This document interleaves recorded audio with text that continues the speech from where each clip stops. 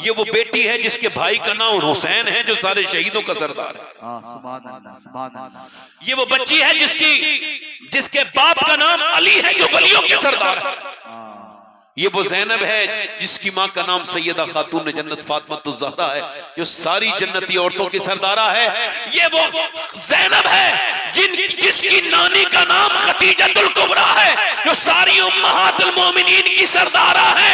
और ये वो ज़ैनब है जिसके नाना का नाम मोहम्मद मुस्तफा है जो सारे नबियों का सरदार। सुभान अल्लाह सुभान अल्लाह। ज़ैनब कुरान पढ़ रही है। क्या पढ़ रही है बोलो? कुरान पढ़ते पढ़ते पढ़ते सैयदा फातिमा ने दुपट्टा रखा। अम्मी आपने सर पे तो इस वजह से ज़ैनब के सर पे दुपट्टा जो लड़की नहीं रखती उससे नाना नाराज हो जाते हैं। इतना सुना था कि ज़ैनब रोने लगी। सैयदा ने कहा चुप जाना मेरी ज़ैनब, अब क्यों रोती हैं? कहने लगी अम्मी जान नाना से अर्ज कर देना इस बार माफ कर दें, अगली बार गर्दन कटा दूंगी मगर सर पे से दुपट्टा नहीं हटाऊंगी। करबला का मैदान है, करबला अगर हुसैन लाजवाब है तो ज़ैनब भी लाजवाब है। अगर हुसैन का सब्र लाजवाब है तो सब्र ज़ैनब का भी कोई जवाब नहीं। अगर हुसैन के हौसले की कोई मिसाल नहीं तो ज़ैनब के हौसले भी कोई मिसाल नहीं। अगर हुसैन के सजदे का जवाब नहीं तो ज़ैनब के पर्दे का जवाब नहीं। बेशक बेशक हक है। सुभान अल्लाह। हम भूल गए अपने बुजुर्गों को। हमारे अंदर बुजुर्गों की चीजें ही हमारे अंदर से निकलती चली गई। कल माएं ऐसा करती थी कि बच्चों को गोद में लेके अल्लाह अकबर कुरान सुनाती थी। सैयदा उम्मे सलमा फरमाती है, तवज्जो करना भाई, अब तो कुरान पढ़ता ही कोई नहीं, वो मियाँ का ताबीज लेके आ जाती है। और मैं किसी मियाँ का मुखालिफ नहीं यार, मैं अल्लाह माफ करे, मैं कभी किसी से मुसलमान से तो हसद करता ही नहीं हूँ, अल्लाह जानता है नहीं, न मैं किसी से का मुखालिफ हूँ पर्सन। मगर ये रेडीमेड दीन जो चल रहा है ना, ये मेरे समझ में नहीं आ रहा। अल्लाह अब बताइए, किसी का पैसा चुर गया और मेरे पास आया, कहने लगा मुझे फाल खोल के बताओ मेरा पैसा कहाँ है। मैंने कहा यार मैं इतना काबिल होता तो मैं तो इंडिया की इंटेलिजेंट में हो जाता। अगर इतने ही बड़े ये काबिल हैं फाल खोलने वाले तो पुलिस को हटाओ, नहीं बिठा दो, 4 बॉर्डरों पे 4 इन्हें बिठा दो ढोंगियों को। दुनिया की तफ्तीश की क्या जरूरत है, ये खुद ही खोल के बता देंगे किसने चुराया। रेडीमेड तावीज लिख के दे दिया, मैं बरकत हो जाएगी, चाचा को जरा उठा देना। माशाअल्लाह सुभान अल्लाह, नसीब है आपका, लोग अपने घरों में सो रहे हैं, आप महफिल में सो रहे हैं। इधर देखो, मेरी तरफ देखो। अब उसने कहा कोई तावीज ऐसा दे दो मेरा आदमी मेरी हाथ में मुट्ठी में आ जाओ। उसने बिल्कुल मेरे भाई कोई परेशानी आए तो मियाँ के पास, औरतें भागी जा रही हैं, कोई दिक्कत आए तब औरतों का ईमान कमजोर है, आओ चलो उस दर पे जाके पूछे जिसका घर पूरी कायनात की औरतों के लिए मशले रहा है। पूछो खातून जन्नत, आपको जब कोई परेशानी आती थी तो किधर जाती थी? आवाज आई मदीने से, नबी की बेटी सजदे में जाती थी तो अल्लाह सजदे में सर उठाने से पहले परेशानी दूर दूर। नारे तकबीर, नारे रिसालत, चिश्तिया तेगिया कॉन्फ्रेंस। सुभान अल्लाह, सुभान अल्लाह। पहले माएँ थी जो अपने बच्चों से कहती थी मेरे बेटे अल्लाह से डरो। बदायूं से हिजरत करके एक खातून वहां गई दिल्ली, बेटा उसका 7-8 साल का है, वो रात को तहज्जुद की नमाज पढ़ती है, अक्स खातून जन्नत है, वो सैयदा मखदूमा कायनात सैयदा फातिमा ज़हरा का अक्स है हिंदुस्तान में। इस हिंदुस्तान में औरतों में उसकी विलायत से बड़ी किसी औरत की विलायत नहीं है, इतनी बड़ी वलिया है वो अपने जमाने की। अब जरा गौर करो, वो रात में पढ़ रही है नमाज और रो रही है। उसका बेटा उठा, उठने के बाद बोला अम्मा क्यों रो रही है? तो माँ ने सलाम फेरने के बाद कहा मेरे बेटे अभी हाथ में छिपकली चढ़ी, फिर सोचा आज तो छिपकली हटा दी, कल कब्र में जाऊंगी, ऊपर से मिट्टी डाल के तख्ते डाल के, जब लोग जाते हैं तो कीड़े आते हैं, मकोड़े आते हैं, सांप बिच्छू आते हैं, मेरे बेटे बस उसी से डर रही हूँ, आज ये छिपकली हटाई कल कब्र में जाऊंगी तो क्या होगा? मेरे बेटे नबी का फरमान है कब्र आखिरत की सबसे पहली मंजिल है, कब्र सबसे अंधेरी जगह है। मेरे बेटे अब मैं इसी वजह से रो रही हूँ तो बच्चा कांपने लगा। माँ ने कहा क्या हुआ?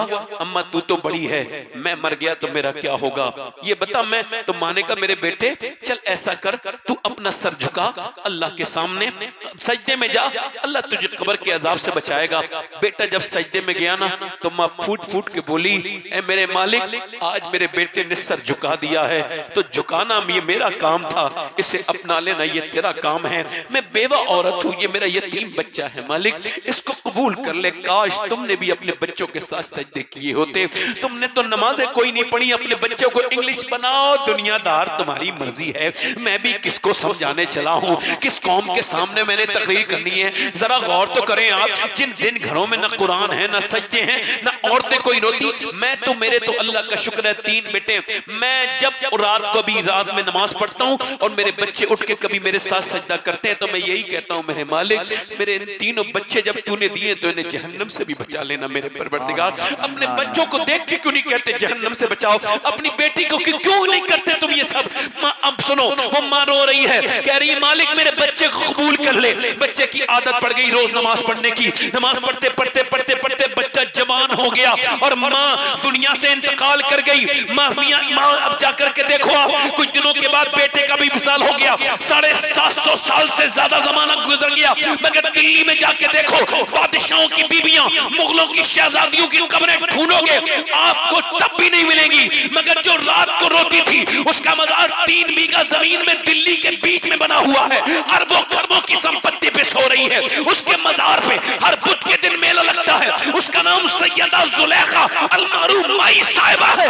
करीब में उसके बेटे का मजार है। बादशाहों की कब्रें मिट गई मगर उसके बेटे के मजार पे रोज मेला लगता है। उसके बेटे का नाम निजामुद्दीन महबूब इलाही है।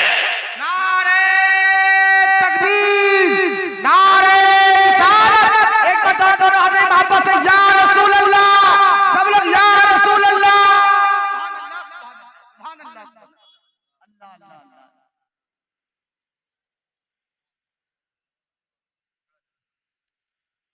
मौला अली जोर से बोले सुभान अल्लाह। सुभान अल्लाह, सुभान अल्लाह।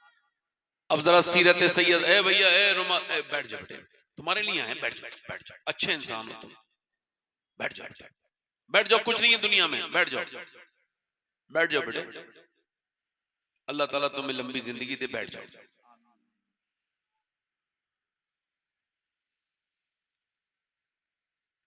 भाई बात ना करो, बात उसके पर्दे के पीछे लोग कर रहे हैं ना।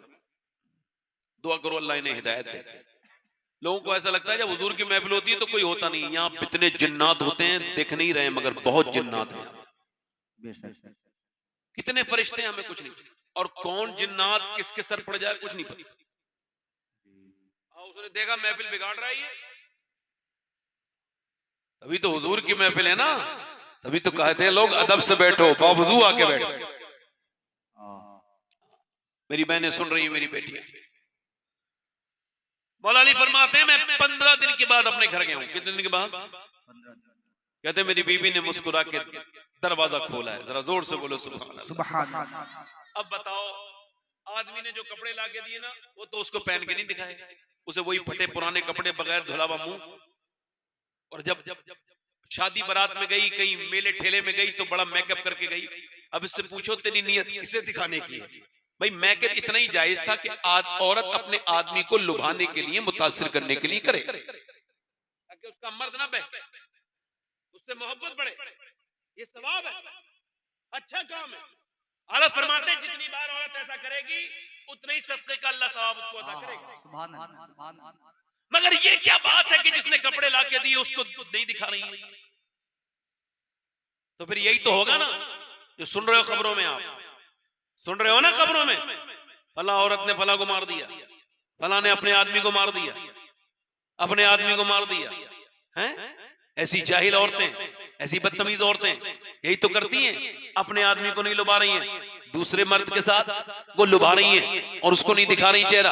अब सुनो, मेरे नबी पाक फरमाते हैं, मेरे आका फरमाते हैं, एक औरत जब बेपर्दा होकर घर से बाहर निकलती है, जितने कदम वो बाहर निकल रखती है इतने ही साल उसके शौहर को जन्नत में, जहन्नम में जलना पड़ेगा, जहन्नम में। अल्लाह अल्लाह अल्लाह। अगर वो उस पर राजी है तो।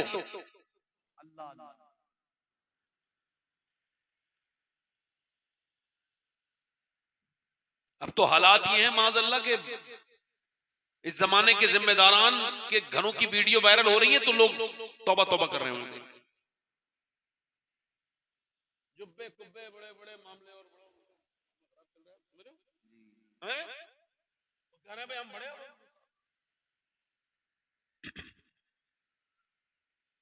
और तुमको ऐसा लगता है कि घरों में बरकत तब होगी जब वो बंबई की औरतों की नकल करेंगी। औरतों को ऐसा लगता है कि वो तब कामयाब होंगी जब वो यूरोप की औरतों की नकल करेंगी और जब वो कराची की उन बेहुदा नाचने वालियों की नकल करेगी। मगर उनको बता दिया जाए कि सारी दुनिया के ताबीज और सारी दुनिया की नकलें एक तरफ और हुजूर की बेटी सैयदा फातिमा का तरीका एक तरफ। अगर तूने वो तरीका अपना लिया तो दुनिया भी तेरी रोशन बेशक बेशक बेशक सुभान अल्लाह। और सुनो मौला अली फरमाते हैं मैंने दरवाजा जब खटखटाया दरवाजा खोल के उन्होंने सलाम किया। फिर मैंने कहा भूख लगी है तो उन्होंने पानी दे दिया। प्यास नहीं लगी पानी पेश किया। मैंने कहा भूख लगी है वो चली गई अंदर। आवाज दी मैंने फातिमा खाना लाए नहीं आई। फिर मैंने आवाज दी फातिमा खाना लाए नहीं आई। फिर मैंने आवाज दी सैयदा खाना लाए। कहते अंदर से रोने की आवाज आई। मैं जब अंदर गया तो मैंने देखा दोनों आलम के मालिक मुख्तार की बेटी का चेहरा नीचे है, नीचे झुका हुआ है और आंखों से आंसू हैं। मैंने कहा फातिमा जरा गौर तो करो क्या अखलाक है, क्या हुजूर की बड़ी बेटी है, बड़े बाप की बड़ी बेटी इसे कहते हैं। आवाज दी फातिमा आप क्यों रोती हैं सैयदा? कहने लगी मेरे सरताज आप सफर से आए हैं मैं आपको खाना नहीं दे पाई इसका अफसोस है। कहा क्यों? कि जब आप घर से गए थे कई दिन का फाका था, आज आप आए हैं तो कई दिन से हमारे घर में कुछ पका नहीं है। हज़रत अली कहते हैं मैं इस अंदाज पे कुर्बान जाऊं। मैंने कहा फातिमा आपने मुझे बताया क्यों नहीं? कि जब आप घर से गए थे मेरे अब्बा ने मुझसे कहा था फातिमा अली से वो मत मांगना जो उनके पास मौजूद ना हो। कहते हैं मौला अली मैं आगे बढ़ा, मैंने जब उनको उठाया तो वो रोने लगी। मैंने कहा अब इतना क्यों रोती हैं? कहने लगी आप चले गए थे ना तो मेरे अब्बा के घर में 16 दिन से चूल्हा नहीं जला है। मैं गया कहते हैं मैं बाग में दौड़ता हुआ गया, बच्चों की भूख से नहीं तड़पा मगर हुजूर की भूख ने तड़पा दिया। कहते मैं गया मैंने कहा मुझे कोई काम ले लो। उसने कहा यहूदी ने एक डोल दोगे पानी का, अगर एक डोल डालोगे मेरी खजूर में तो मैं तुमको 1 खजूर दूंगा अजवा। कहते 17 डोल निकाल के जल्दी से हुजूर के पास आया। मैंने चक्के भी नहीं देखे, या रसूलल्लाह ये अली लाया है इस नजराने कबूल करे। हुजूर ने फरमाया अली आ गए जी हुजूर हाजिर खिदमत। हसन भूखे हैं, हुसैन तुम्हारी बीबी फातिमा भूखी है, उनके लिए नहीं लेके गए। हज़रत अली आगे बढ़ के बोले या रसूलल्लाह हसन से ज्यादा हुसैन से ज्यादा और फातिमा से ज्यादा अली आपसे प्यार करता है। तो हुजूर ने दोनों हाथ उठाए, अल्लाह मैं अली से इसकी औलाद से राजी हूँ, तू भी अली से राजी हो जा। अल्लाह तू अली से राजी हो जा। हज़रत अली कहते हैं मेरी बहनें जवाब देंगी ये मेरी बात है, उन मेरी बहनों को बता देना जिनको अब पर्दे में दुश्वारी होती है, कुरान पढ़ने में दुश्वारी होती है, कयामत का दिन होगा ये जवाब नहीं देंगी। हज़रत अली कहते हैं मेरी शादी हुई, मेरी दुल्हन जब मेरे घर में आई ना मैं उन्हें देख रहा था और रो रहा था। वो मुझे देख के बोली क्या आप शादी वाले दिन रोते हैं, क्या बात है? मौला अली कहने लगे मैंने कहा कैसी भी लड़की की शादी हो ना तो वो उसकी दिल में हसरत होती है जब दुल्हन बने तो नए कपड़े पहने, मगर देख रहा हूं आपके चेहरे पे ना कोई शिकन है और ना फातिमा आपको कोई शिकवा है कि आप के जिस कपड़े में आप दुल्हन बन के आई हैं उस चादर में 17 अहमद हैं, आपको कोई शिकवा नहीं। तो फिर हुजूर की बेटी आगे बढ़ी, हाथ पकड़ के कहा मेरे सरताज अली मेरे अब्बा ने मुझे जब रुखसत किया था तो फरमाया था फातिमा अल्लाह कपड़ों से राजी नहीं होता है, अल्लाह सजदों से राजी होता है। ये बातें क्यों कर रहा हूं मैं? मुझे खबर है एक औरत अगर बदले तो पूरा खानदान बदल देती है। आप तो हुजूर को कभी याद नहीं करते। अम्मा आयशा फरमाती हैं हुजूर के पेट से पत्थर बने हुए हैं 2 और दुआ कर रहे हैं हुजूर अल्लाह क्या दुआ कर रहे हैं? कहती मैं आगे बढ़ के देखी क्या दुआ हुजूर दुआ कर रहे हैं अल्लाह मेरी उम्मत कभी भूखी न मरे, ये उम्मत जो कभी हुजूर को याद नहीं करती ये उम्मत जिसके पास फेसबुक व्हाट्सएप के लिए वक्त है, ये मेरी बहनें बेटियां इनके लिए दुआ कर रहे थे, जिनके पास गीबत करने से लेके चुगली करने से लेके बाजारों में घूमने से लेके सारे काम के लिए वक्त है, मगर नबी पर जो नाजिल कुरान हुआ है उसे खोल ले।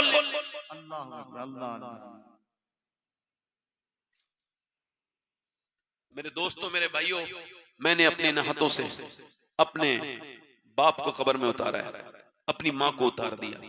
एक बात यहां रुक के कहूंगा, एक बात होती है तकरीर, मगर एक बात होती है कुछ आप बीती बंदा कह के चला जाए। ये आप बीती कह रहा हूं, अगर माँ बाप हैं तो कदर कर लो, कल ये नहीं होंगे तो तुम्हारा घरों में दिल नहीं लगेगा।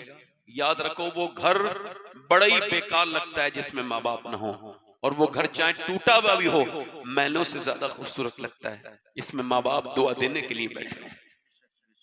मैंने अपने हाथों से अपने बाप को, अपनी माँ को, सबको, काफी लोगों को कब्र में उतारा है। मैं अपनी बात कर रहा हूँ, बहुत लोगों को उतारा है। कुछ मैंने जब कब्र में रखे लोग तो मैंने कोशिश की है कि इनका सर, मैंने कोशिश की है इनका सर किसी तरीके से किबले की तरफ कर दूं, मगर नहीं हुआ है। कुछ लोगों को थोड़ी मेहनत से हो गया है, कुछ लोग ढल के हैं और जब कब्र में रखा है तो खुद ही खुद सर किबले की तरफ हो गया है। हजरत सैयदना बायजीद बस्तामी के पास एक कफन चुराया, हुजूर अल्लाह मुझे माफ कर देगा, मैंने बड़ा गुनाह किया है। क्या गुनाह किया? कफन चुराता हूँ, अल्लाह माफ कर देगा, मगर ये बता तूने कितने कफन चुराए? कहने लगे कम 1000। का कितनों के मुंह किबले की तरफ थे? का हुजूर इसी वजह से तौबा करने आया हूँ, मैंने 1000 कफन चुराए तो तकरीबन 950 लोगों के मैंने चेहरे किबले से फिरे हुए देखे।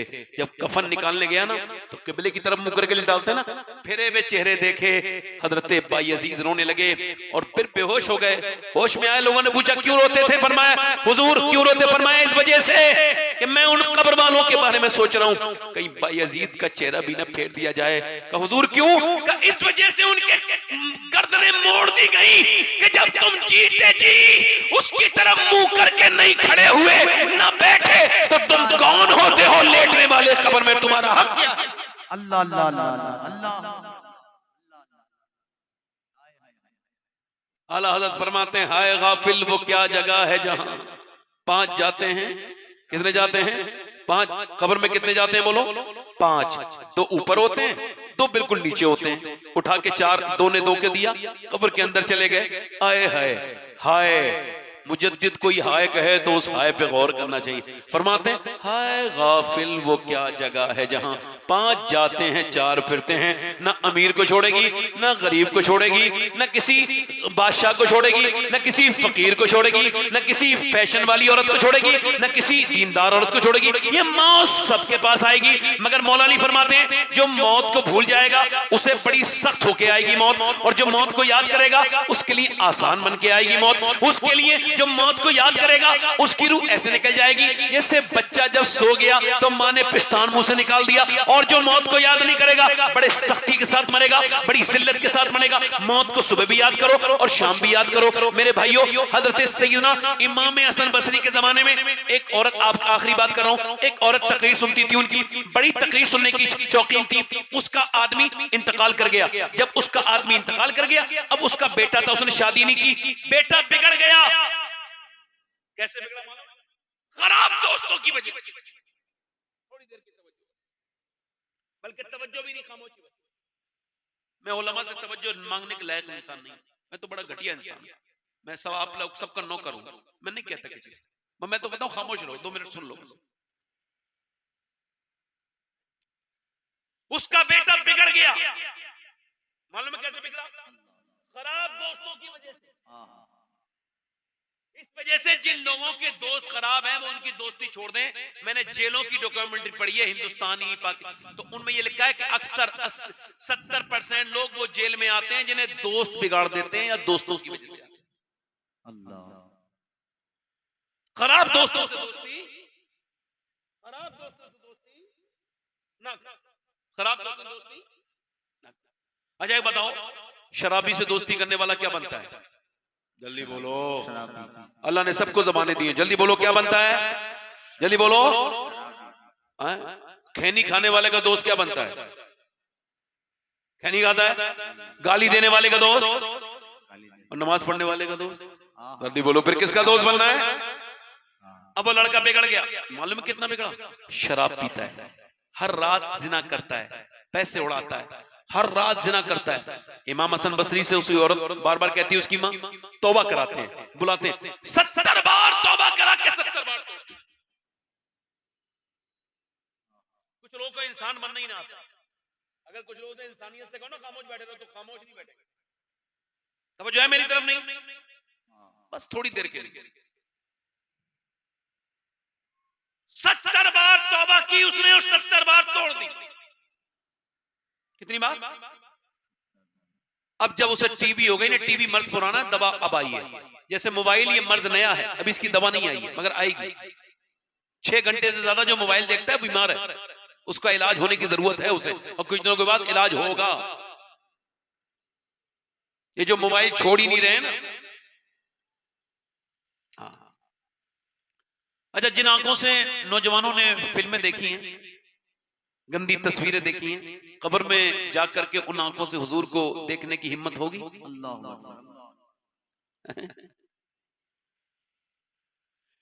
अब उसको जब टीबी हो गई, मां ने देखा, मरने के करीब आ गया, कहने लगी तू अगर तौबा करके मरता तो मुझे इतना अफसोस नहीं होता। कहने लगा मां मेरी तौबा अब तू करवा दे, जा हसन बसरी को बुला ला, मैं सच्ची तौबा करूंगा। बेटे 70 बार अब नहीं तोड़ूंगा, मौत का वक्त है। उनसे कहना मेरी नमाज जनाजा भी पढ़ा दे। इमाम हसन बसरी के पास गई, हुजूर मेरा बेटा मरने के करीब है, एक ही मेरा बेटा है, तौबा करा दे हुजूर, तौबा करके मर जाए। पर मैं चली जाए यहाँ से, मैं न तेरी तौबा, बेटे की तौबा नहीं मानता, मेरी मजाक उड़वाता है, 70 बार तौबा कर चुका है, बार बार झूठ बोलता है, मैं उसकी तौबा को तौबा नहीं मानता, चली जा। तो हुजूर नमाज जनाजा पढ़ाने के लिए कहा है कि मैं मर जाऊं तो हसन बसरी मेरा जनाजा पढ़ा दे, ताकि अल्लाह मेरे पाप, मेरे गुनाह माफ कर दे। उसने कहा मैं, इमाम हसन बसरी ने फरमाया जा, मैं नहीं पढ़ाऊंगा उसकी नमाज जनाजा। वो चली गई, दरवाजे पे गई, दरवाजा खुला, बच्चे ने कहा मेरे पीर आए? कहा नहीं नहीं। उन्होंने कहा वो तेरी तौबा को तौबा नहीं मानते, तू बार बार तौबा तोड़ता है। कहा हुजूर, कहने लगी मेरे, तूने कहा नहीं वो नमाज जनाजा पढ़ाए? कहा वो कहते हैं उसने इतना गुनहगार है, उसका जनाजा नहीं पढ़ाऊंगा, बहुत गुनहगार है, तू बड़ा पापी है। माँ ये कह के रोने लगी। बेटे ने कहा इधर आ, मेरी बात सुन, चल एक बात बता माँ। कहा अगर मैं तुझसे माफी मांगता हूँ सच, तू मुझे माफ कर देगी? माँ ने बेटे बिल्कुल माफ कर दूंगी, तब कि मुझे माफ कर दे मेरी माँ। माँ ने जब माफ किया ना, तो बेटे ने हाथ उठा के कहा मालिक तू ही तो कहता है 70 माओं से ज्यादा मेहरबान है, देख मेरी माँ ने मुझे माफ कर दिया, तो क्या तू मुझे माफ नहीं करेगा? तू मुझे, मैं मर रहा हूं मालिक, मगर सच्ची तौबा मेरी है, मैं कभी गुनाह ना करता, तबीयत ठीक भी हो जाती मेरी, फिर भी। ये कहते कहते उसकी रूह निकल गई। रात का वक्त है, माँ ने कहा है मेरे लाल? दरवाजे पे दस्तक हुई, कौन? इमाम हसन बसरी खड़े थे। कहा आप कैसे आ गए? अभी मैं सोया था तो मुझे हाथ पे गैब से आवाज आई, ए हसन बसरी, मेरा एक दोस्त मर गया है तेरे मोहल्ले में, जा उसकी जनाजे की नमाज पढ़ ले। सुभान अल्लाह, सुभान अल्लाह।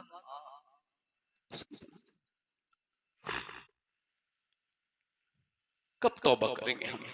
अल्लाह फरमाता है तू इतना रो ले कि तेरी आंख का आंसू ढलक के तेरे गाल तक आ जाए, मैं तेरे सारे गुनाह माफ कर दूंगा। बताओ मेरे दोस्तों, कब तक यही जिंदगी रहेगी? हाथ उठा के बताओ कितने लोग ऐसे हैं जो अपने नबी के नाम पे जान दे सकते हैं? दोनों हाथ उठा के बताएं, नीचे हाथ कर लें। एक दूसरे की तरफ ना देखना नौजवानों, मुस्कुराना नहीं। जो जान दे सकता है, कुछ भी कर सकता है ना, कुछ भी कर सकता है ना। तो कितने लोग ऐसे हैं जो नबी के नाम पे आज से जान भी दे देंगे और आज से पूरी दाढ़ी भी रखा लेंगे। वो इस महफिल में खड़े हो जाएं, इधर आ जाए, इधर दाढ़ी रखने वाले इधर आ जाए, जिन्होंने दाढ़ी कटाई हो या मुंडाई हो, बैठ जाओ, बैठ जाओ, अब बैठो चाचा। दाढ़ी पूरी रखने वाले लोग आ जाएं, जो आज से पूरी दाढ़ी रखाएं वो यहां आ जाए।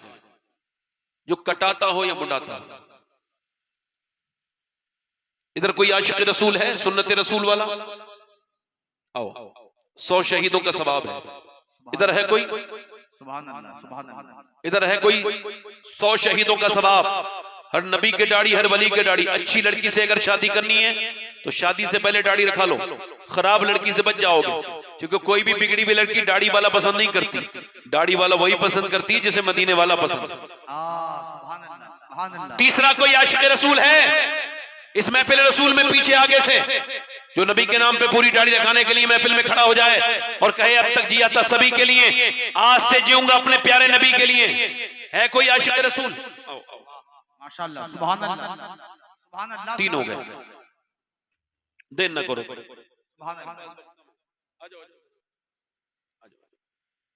ये तीन हो गए। चौथा कोई आशिक रसूल है जो पूरी सुन्नत रसूल के लिए खड़ा हो जाए? यहीं पे खड़े रहो भाई। चौथा कोई है आगे पीछे से मेरे भाई? कोई चौथा है दीवाना इधर से? कोई मेरे आका का दीवाना, हुजूर से मोहब्बत करने वाला, जो अपने नबी की बारगाह में जाने से पहले दाढ़ी रखाए? ये कब्र में जाएगी दाढ़ी। है कोई नौजवान आशिक रसूल? तीन के बाद चौथा आशिक रसूल है कोई इस महफिल में खड़े होकर कहे आज से नबी के नाम पे इंशाअल्लाह पूरी दाढ़ी रखाएंगे? चौथा कोई? देखो वक्त मेरे पास कम है, मेरे बाद लंबी नातखानी की फेरिस्त है। कोई आशिक रसूल हो तो जल्दी खड़ा हो जाए। चौथा कोई हो तो जल्दी खड़ा हो जाए।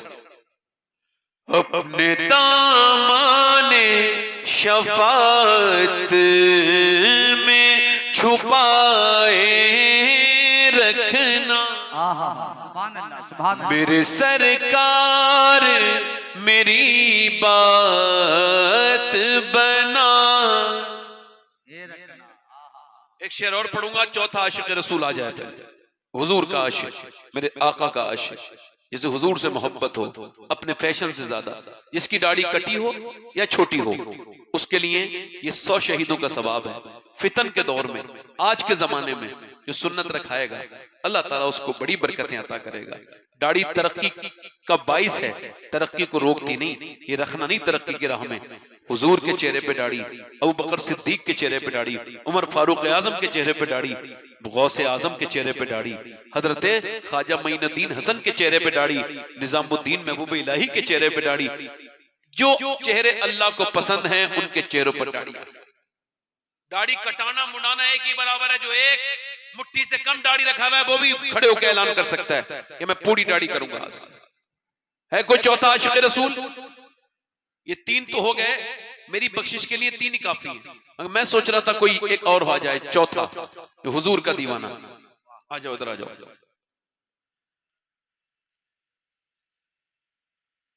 देखो मैं आपको बताऊं, दुनिया की सबसे बड़ी मुश्किल काम है दिल को इस तरफ करना कि वो अल्लाह के खौफ से रोने लगे। हंसना तो काफिरों से भी आता है, मुसलमानों से भी आता है, सब हंसते हैं। मगर हुजूर फरमाते हैं, मेरे आका करीम रहमत आलम, मोमिन का जो आंसू है वो जन्नत की जमानत है। ये चार हो गए, पंजतन पाक का मानने वाला। पांचवा कोई आशिक रसूल। इधर से कोई है? इधर पीछे सुन्नत रसूल वाला इधर है कोई भाई? इधर आप में से कोई है? आओ आओ। ये हो गया। गरीब नवाज की छठी वाला एक और आ जाए बस। आ जाओ आ जाओ। मैंने माना कि निकम्मा हूं मगर आप कहूं मुझ निकम्मे को भी सरकार निभाए रख। अल्लाह। कोई सातवां आशिक रसूल है? सातवां नौजवान मेरा भाई इधर से, उस महफिल में इतने लोग बैठे हैं, उधर से कोई भी नहीं आया। उधर से कोई है आशिक रसूल? उधर महफिल से सुन्नत रसूल का पाबंद होने वाला इंसान कोई है? सातवां आशिक रसूल, सुन्नत रसूल वाला भाई, जो को दाढ़ी बुराइयों से रोकती है। और दाढ़ी लोग अपनी औरतों के डर से नहीं रखते, हालांकि अल्लाह के डर से रखा नहीं रहे हैं। अल्लाह के डर से उन्हें रखा लेनी चाहिए, मगर औरतों के डर से रखा नहीं रहे, अल्लाह के डर से रखा लेनी चाहिए। ये बात मैं कह रहा हूं आपसे। कोई सातवां आशिक रसूल हो इधर भाई? कोई है दीवाना? एक बात बताऊं, एक तो हमें, एक आप हैं। एक सहाबी को रूमियों ने आग में डालना चाहा, वो जल रहा था बहुत तेजी के साथ, वो जो तेल था ना वो खोल रहा था। रूमी लोग थे, तो रूमियों ने कहा इसे डालो, वो रोने लगा। अरे वजीर ने कहा डर गया, बादशाह के पास लेके गए। बादशाह ने कहा डर गया? नहीं नहीं, अफसोस हो रहा है। किस बात का? एक ही जान है, एक ही जान एक बार के बाद खत्म हो जाएगी। मैं ये सोच रहा था कि मेरे जिस्म पे जितने बाल हैं इतनी जानें होती और काश मैं एक एक करके सब नबी के नाम पे कुर्बान करता चला जाता। मेरा इमाम कहता करूं तेरे नाम पे। सुभान अल्लाह, सुभान अल्लाह। ये है हुजूर के आशिक। तो है कोई आशिक रसूल सातवां जो इस नबी की महफिल को सजाए और अपने चेहरे पे दाढ़ी रखाए, सातवां कोई आशिक रसूल हो। थोड़ी सी सख्ती है मेरे दिल में, आपके दिल को तो नहीं कहूंगा, इतने अच्छे दिल हैं आपके, मेरे दिल में सख्ती है। कोई सातवां आशिक रसूल हो तो इस महफिल में पीछे से कोई खड़ा हो जाए, देर ना करे भाई, बड़ा टाइम हो गया, 12:30 बज गए। कोई आशिक रसूल हो तो खड़ा हो जाए महफिल रसूल में। सातवां है कोई? माशाअल्लाह, काफी कमेटी वाले भी हैं, मगर उनमें से किसी को तौफीक हो जाती तो और अच्छी बात थी, कोई कमेटी वाला आ जाता मेरा भाई। मगर खैर 6 लोग पूरी दाढ़ी रखाएंगे इंशाअल्लाह, आज से पूरी रखाएंगे इंशाअल्लाह। अल्लाह ताला आपको जज़ा दे, वादा करो इंशाअल्लाह ना कटेगी ना मुड़ेगी इंशाअल्लाह, पूरी दाढ़ी रखाएंगे। बैठ जाए, चलो अल्हम्दुलिल्लाह। हुजूर की आंखों की ठंडक है नमाज। दोनों हाथ उठा के बोलो इंशाअल्लाह नमाज की आज से शुरुआत करेंगे, जो पक्का इरादा करेगा इंशाअल्लाह नमाजी बनेगा। दोनों हाथ उठा के बोलो इंशाअल्लाह नमाज पढ़ोगे, दोनों हाथ उठा के बोलो। अपनी बहन बेटी को पर्दे के लिए कहेंगे इंशाअल्लाह, हमेशा मसल के आला हजरत पे कायम रहेंगे, आपस में मोहब्बत करें। तुम आप चाहे किसी भी पीर के मुरीद हो, मगर मैं तो सारे लोगों से मोहब्बत करता हूं, क्योंकि वो बेवकूफ है जो ये कहता है मैं फला पीर का मुरीद हूं। मेरे हिसाब से तो वो पहले मदीने वाले का उम्मती है, उसके बाद किसी पीर का मुरीद है। तो जो उम्मती है उसे सलाम करो, आपस में मोहब्बत करो, नफरतों को खत्म करो, सुन्नी सुन्नी आपस में मिल के रहें, मोहब्बत से रहें, तौबा करें। अस्तगफिरुल्लाह रब्बी मिन कुल्लि ज़म्बिन व अतूबु इलैह। पढ़ लीजिए ला इलाहा इल्लल्लाह मुहम्मद रसूलुल्लाह। मेरी जिंदगी का मकसद तेरे दी की सरफराजी, मैं इसीलिए मुसलमान, मैं इसलिए नमाजी। इस्लाम जिंदाबाद, मसलक आला हजरत पाइंदाबाद। लक़द कान लकुम फी रसूलिल्लाहि उस्वतुन हसना, सदक़ल्लाहुल अज़ीम। आप लोग बैठिए, नाज़िम साहब ऐलान करेंगे। अभी 3 शोरा हैं जो बड़े बड़े शायर हैं, सैफ कानपुरी साहब और हमारे जो जोहर मुजफ्फरपुरी साहब और अख्तर काशिफ साहब। कोई मेरी बात बुरी लगी हो तो मुझे माफ करें, बाकी आप